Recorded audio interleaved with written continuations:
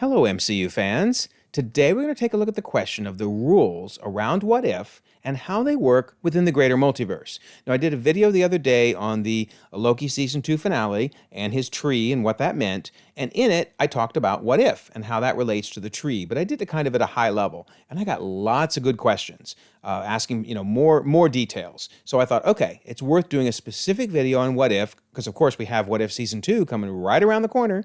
So make sure you've seen the Loki Season 2 finale first, because there will be some spoilers for that, and of course spoilers for What If Season 1. But assuming that's okay, then let's dive right into the question of how do the What If rules work within the greater multiverse. Now, don't forget, we do have the November contest running all month. All you have to do to enter is be a subscriber and leave a comment. One random winner will be announced on a video in early December and can choose from one of the books or steel books above. Best of luck. And don't forget, we do have the new membership option in case you want to help me with my goal of hopefully doing this full time one day. You can see all the different perks you get for joining. But I always say, no matter how you support the channel, I appreciate it. Whether it's just liking videos, leaving comments, subscribing, all of it helps. So thank you very, very much.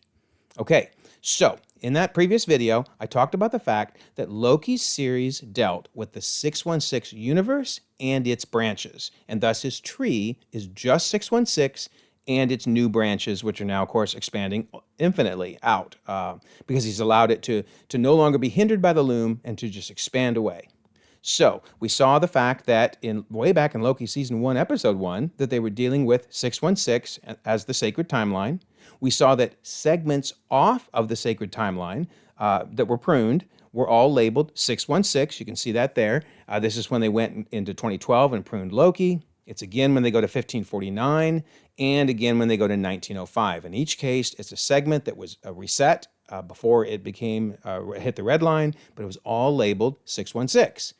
We also saw that the branches that went past the red line were still labeled 616. So now we're talking about an entirely new timeline that's totally formed, and it's being referred to as 616. And we saw the ones that were bombed are even referred to as 616. So we've seen that going all the way through. Also, we've seen that they referred to the sacred timeline, which we know is 616, and branch timelines. And this is where things got interesting, because it's like, well, wait, what are we really saying here? What is a timeline? I mean, isn't Sylvie in a separate universe? Like, she could act completely differently than we would see here in the sacred timeline, right? Well, of course, because they're both universes. So it started to get into this issue of, okay, what do these words really mean? So we're going to get into that, but hold on a second as we look at a few more things. Notice that even at the end of the episode, in the epilogue, they're still dealing with 616. They're talking about reports of the variants of He Who Remains. And I guess one of them caused a little bit of a ruckus on the 616 adjacent realm. So they're still focusing on 616. And we'll talk more about this adjacent realm and the quantum realm in a moment. But the key is their focus is 616 because that's what the tree is. And notice they say it's been handled, so we're good for now. Okay, so it's also interesting to note that they threw out yet another fun term. We've seen timeline, we've seen branch, and now we see that Victor Timely says the loom will never be able to accommodate the infinitely growing multiverse. So they threw all the terms in there, timeline, branch, and multiverse. You can't scale for infinite.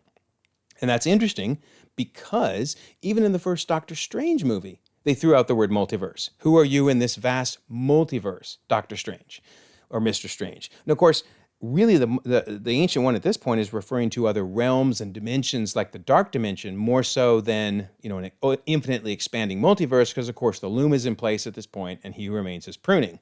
But my bigger point is, yeah, they're just throwing multiverse around left and right. So we have to look at the concepts behind these words. So in the Loki video, I talked about several terms and looking at them at the higher level of what they mean, not so much how they're used, in the different entries in the MCU. So a universe or a reality is a four-dimensional place consisting of 3 dimensions of space and 1 dimension of time. In its simplest, way of saying it, that's what it is. A timeline is a chronological arrangement of events in the order of their occurrence. A branched universe/reality is a universe that is anchored to another universe at the point of divergence. So basically a nexus point occurs, you get a branch, and now you have a second universe. So therefore, a multiverse is a collection of multiple branched universes. Thus, 616 is a multiverse because you have the sacred timeline and then you have all the branches coming off of it. So that's why they referred to it as a multiverse, because it is. It is a multiverse because it is multiple universes. And that's exactly what if is describing. That's why it fits so perfectly into this model, because the Watcher says time, space, reality. It's more than a linear path. It's a prism of endless possibility where a single choice can branch out into infinite realities. So there's that branching term, the nexus point again. It will create alternate worlds from the ones you know. I am the Watcher. I'm your guide through these vast new realities. Follow me and ponder the question, what if? So it perfectly fits into that. And in fact, we see in the different episodes where he says, but in another universe, a single choice created a whole new hero. And that's the moment that created a new universe. So he's literally describing the same thing we saw in Loki, a nexus point, a branch, and a new universe. And then he even throws out the multiverse term, because why not, right? You got to throw them all in there. But in a multiverse of infinite possibility, is your destiny determined by your nature or by the nature of your world? But again, multiverse in this case is 616, and it's branched universes. So each episode is another universe, and the multiverse is all of them collectively. Also, I think that's a great diagram that's in the timeline book. Notice that it shows the sacred timeline in blue, and then we see the branch points at each point where the episodes broke off, whether it's 2008, 2005, 2015, et cetera, et cetera. It shows us where they became new universes, branched off the original sacred timeline. So this is the multiverse we're looking at, or at least part of it, the multiverse of 616. So very, very cool. Also, the only reason that what if can even happen is because it happens before Loki in the timeline. You have Loki where the loom was in place and they were clipping and pruning all the branches. And then once he allowed the tree to grow free, you now have what if. And of course, the rest of phase 4 and phase 5 and phase 6, the multiverse saga. But most importantly, what if really can't happen until Loki. Okay, one last important term, and then we're going to look at all the different ways that what if works. So that is from Multiverse of Madness Assembled episode with Michael Waldron. And keep in mind, Michael Waldron wrote both Multiverse of Madness and Loki, so he's in a great position to explain this concept. He says it's impossible, near impossible, to travel from one universe to another. In Loki, you can kind of hop from one timeline branch to another, but you got to be anchored to some original timeline. What America Chavez can do is she can jump from one universe to another. She can literally do the impossible. So America Chavez can actually jump away from a branched, universe over to a completely separate universe. So we have to talk about that. We have to add that term now. So we're going to add the term of alternate universe. That is a reality or a universe that has its own origin point, its own Big Bang. So it's completely separate. And then I had a lot of people suggest I add this term to the list, and I think this makes sense. Omniverse. So an omniverse is a collection of multiple alternate realities, of alternate universes. Or you could say an omniverse is a collection of multiple multiverses. Okay, I like that. That makes sense. I mean, again, Marvel doesn't use the term omniverse, so I was a little worried about using it, but you get the idea. What we're doing here is discussing concepts. What Marvel chooses to use on any given entry is flip a coin, right? Sometimes it's a timeline, sometimes it's a branch, sometimes it's a universe, Doesn't matter. The point is understanding these concepts and how they fit into each of the entries in the MCU. All right, so I talked about in the Loki video that alternate universes each have their own physics because they each have their own origin points, their own beginnings and their own endings. So they each have, therefore, their own Infinity Stones. And each of these control the physics of each universe. So therefore, from a reality standpoint, you could have a paint, a noir, a cube, an animated, or even a live action, which obviously the MCU is live action. So then off of each of those, you get the branches. These are the branched universes coming off of there. So that's really, really important. But one of the big questions I got on the last video was, so does that mean what if is animated? I mean, if we have animated universes, which clearly we do, we know that we have animated universes because we saw that in Multiverse of Madness, we see it in the Spider-Verse and other places. So then what about what if? Is the Watcher actually animated from an animated universe? Well, I would say no, and here's why. Because we've also seen the same Watcher show up in I Am Groot, and I Am Groot is obviously a live-action universe.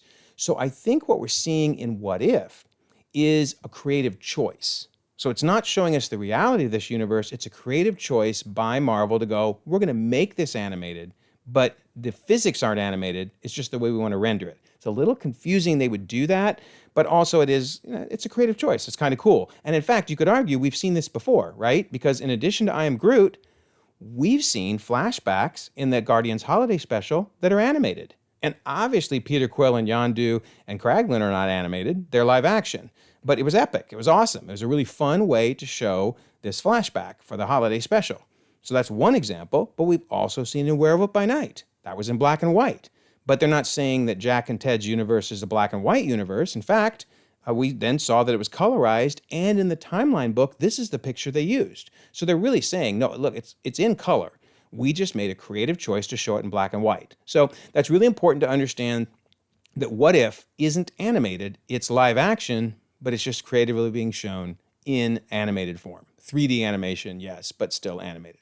Okay, what about this travel between branched universes and alternate universes? So we talked about the fact that it's okay to travel. In fact, here, let's put up 838 because this will make it really clear. Sorry to the Cube and the animated universes. You guys got to go. All right, because I need some space. All right, so let's put up 838, which we know from Multiverse of Madness, it was a bad thing to travel from 616 to 838. That did not go well. We saw that, right? So the point is, you can go between the branches in your timeline or in your universe. That's no problem. The branch timelines, the branch universes, whatever you want to call them. The branches is the key. You can jump between those, and we'll talk more about that in a second. But only America can safely jump between the universes.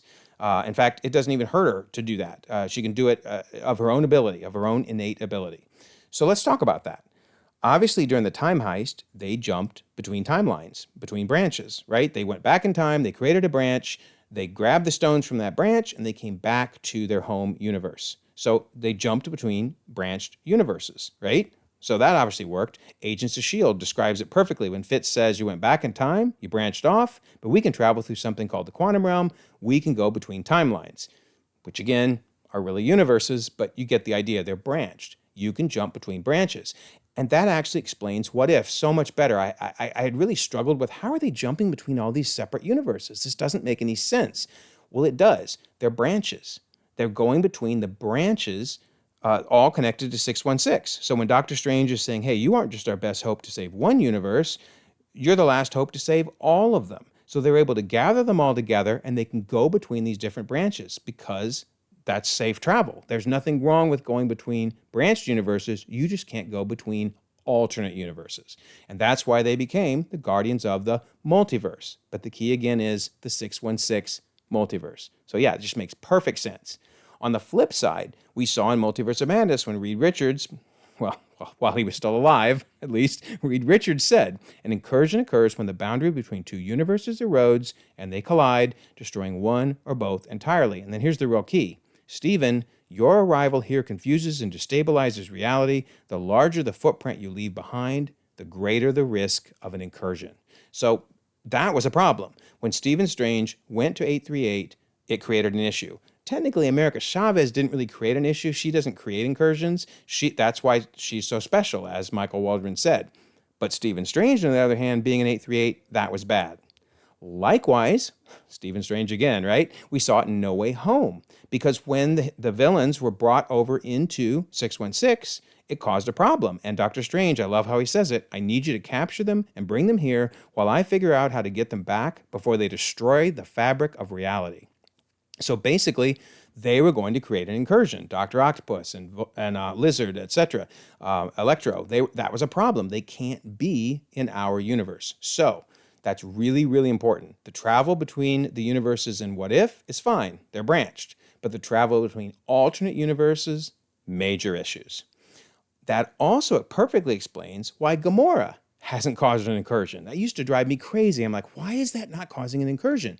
But these rules make so much sense when you think about it. She came from a branch off of the sacred timeline when they went back in time. She came from the 2014 timeline heist branch. But that's why she's never going to cause an incursion. There's no harm in that, jumping between branched universes. Likewise, that's why Black Widow did not cause an incursion when the Watcher stuck her over in the other universe. I remember watching that episode and going, you can't do that. What are you doing? You're going to create an incursion. This doesn't make any sense.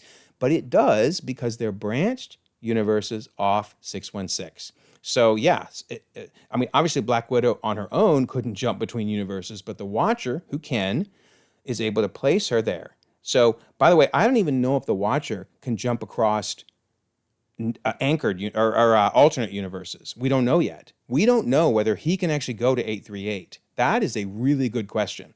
So it may truly be only America Chavez that can jump between 838 and 616, but all the Watcher is doing is going between 616 branches. Wild stuff, huh? It all makes perfect sense and works so well. Also, what about the Infinity Stones? That was a question I got. Like, what's up with that?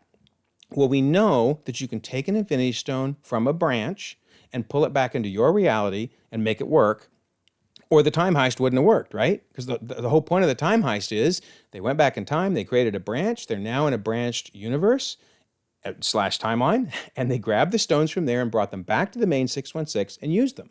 So we know that makes sense because they're all based on the original time stones that created the universe in the first place. 616 has its own set of time stones. Now, could you jump over to 838 and grab its time stones? No, because they're totally different than the time stones in 616. You couldn't grab the time stones in an animated universe and use them in your 616. But in this case, they're going to a branched universe off of 616 and pulling over the stones. That's exactly why Ultron can do the same thing. This also drove me crazy because I'm like, Ultron, how are you doing this? You know, he says the entire multiverse at your fingertips and you spend all your time up there.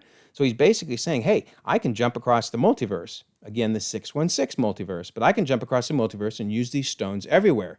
Well, he can. He can do it for the same reason they could use them in the time heist. You can go between universes as long as they're branched and use the stones. But of course, then we run into the other annoying point. If that worked, then why didn't the Stone Crusher work, right? So Ultron tries to explain it, / the writers going, no, work with me, trust me, we know what we're doing. The writers are saying, / Ultron is saying, every universe is different.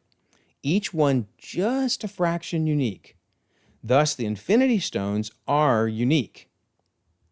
The Crusher was designed to destroy the stones on my world, realizes Gamora, not his.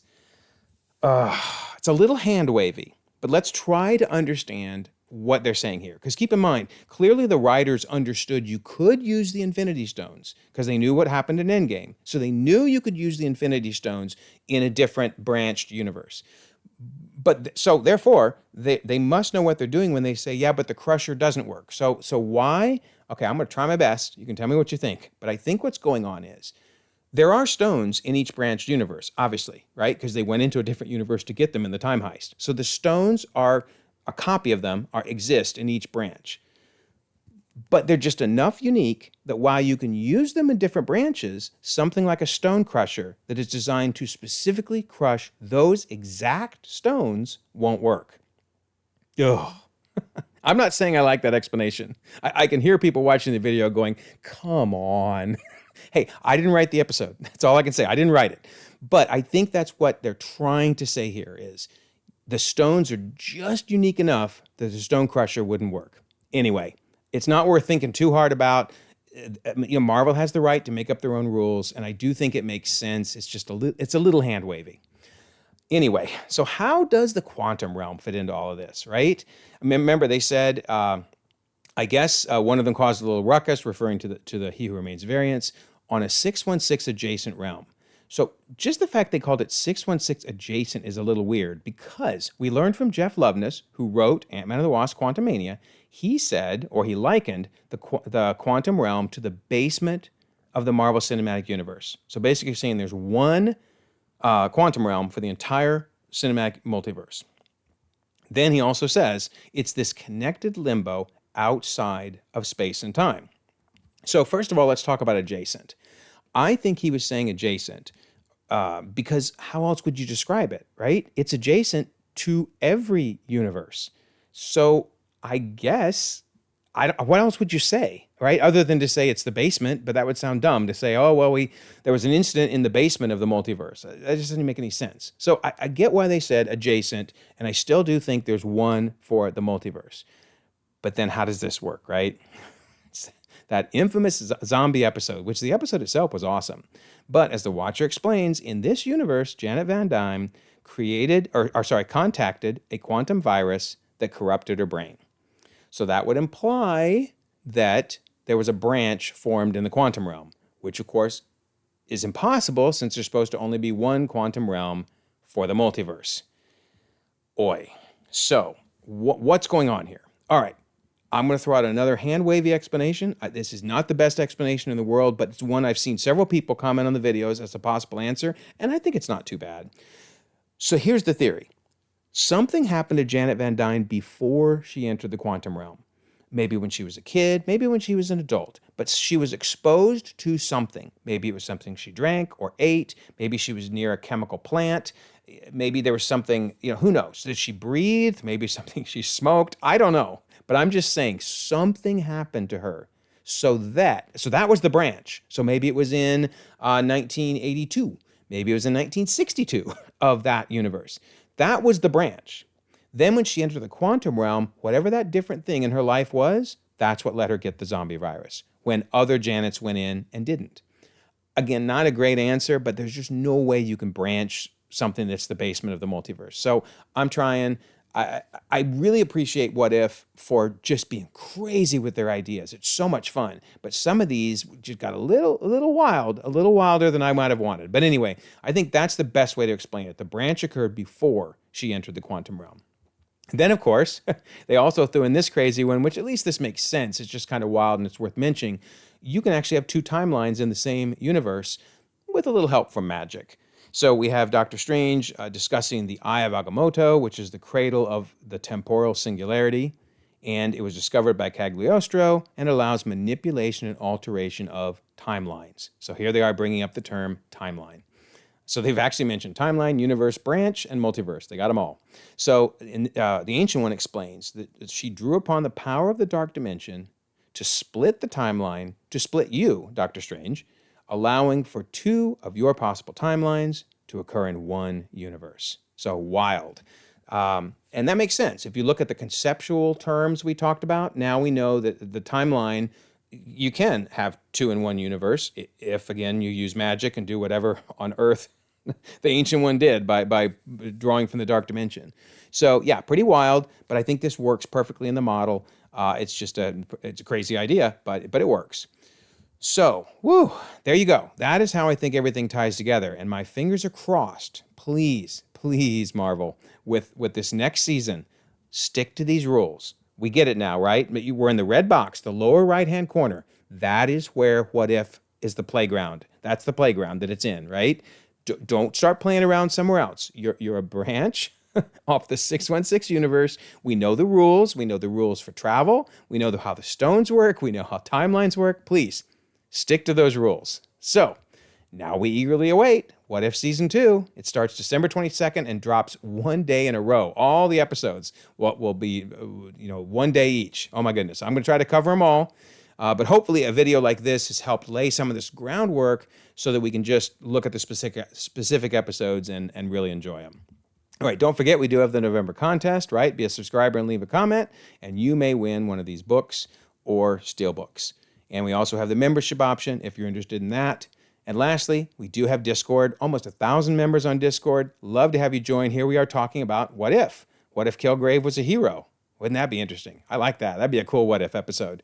But I will leave a pinned comment so you can join the Discord server and be part of the conversation. Also, if you don't mind, like this video, subscribe if you haven't already. You can check out more content, and we'll all continue to enjoy the ever-growing, ever-changing Marvel Cinematic Universe.